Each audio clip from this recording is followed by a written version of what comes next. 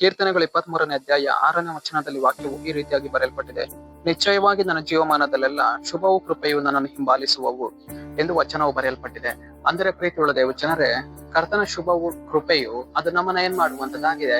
ನಿಶ್ಚಯವಾಗಿಯೂ ನಮ್ಮ ಜೀವಮಾನದನ್ನ ಅದೇನ್ ಮಾಡುವಂತದ್ದಾಗಿದೆ, ಹಿಂಬಾಲಿಸಿಕೊಂಡು ಬರುವಂತದ್ದಾಗಿದೆ. ಕರ್ತನ ಶುಭವಾಗಿರ್ಬೋದು, ಆತನ ಕೃಪೆಯು ನಮ್ಮ ಜೀವಿತವನ್ನ ಅದು ಬಿಟ್ಟು ಹೋಗುವುದಿಲ್ಲ. ಅದು ಯಾವಾಗಲೂ ಅನುದಿನವೂ ನಮ್ಮನ್ನ ಹಿಂಬಾಲಿಸಿಕೊಂಡು ಬರುವಂತದ್ದಾಗಿದೆ.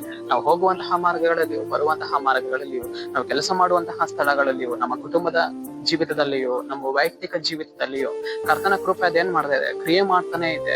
ಆತನ ಶುಭ ಅದು ನಮ್ಮನ್ನ ಹಿಂಬಾಲಿಸಿಕೊಂಡು ಬರುವಂತದ್ದಾಗಿದೆ. ಆತನ ಕೃಪೆ ಅದೇನ್ ಮಾಡಿದೆ, ದೊಡ್ಡ ಗುರಾಣಿ ರೀತಿಯಾಗಿ ನಮ್ಮನ್ನ ಆವರಿಸಿಕೊಂಡಿದೆ. ನಾವು ಹೋಗುವಂತ ಮಾರ್ಗದಲ್ಲಿ, ಬರುವಂತ ಮಾರ್ಗದಲ್ಲಿ ದೇವರು ತನ್ನ ಕೃಪೆ ನಿಮಿತ್ತವಾಗಿ ಅನೇಕ ಕಾರ್ಯಗಳನ್ನ ನಮಗೆ ಏನ್ ಮಾಡುವವನಾಗಿದ್ದಾನೆ, ಸರಾಗ ಮಾಡುವವನಾಗಿದ್ದಾನೆ. ನಮ್ಮ ಮಾರ್ಗಗಳಲ್ಲಿ ಕರ್ತನ ಏನ್ ಮಾಡುವವನಾಗಿದ್ದಾನೆ, ಒಂದು ಕೃಪೆನ ಕೊಂಡು ಬರುವವನಾಗಿದ್ದಾನೆ. ನಮ್ಮ ಕುಟುಂಬದ ಜೀವಿತದಲ್ಲಿ ಕರ್ತನ ಏನ್ ಮಾಡುವವನಾಗಿದ್ದಾನೆ, ಒಂದು ಶುಭವನ್ನ ಕಳುಹಿಸಿಕೊಡುವವನಾಗಿದ್ದಾನೆ.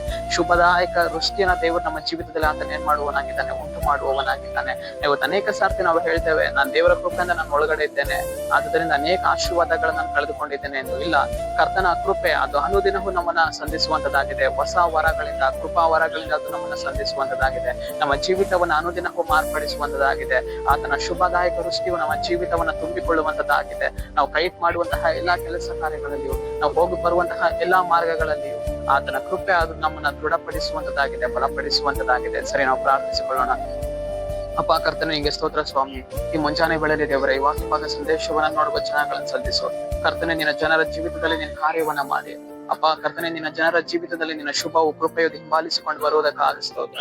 ನಜರೇತಿನ ಯೇಸುವಿನ ನಾಮದಲ್ಲಿ ಕರ್ತನೆ, ಆಮೆನ್, ಆಮೆನ್.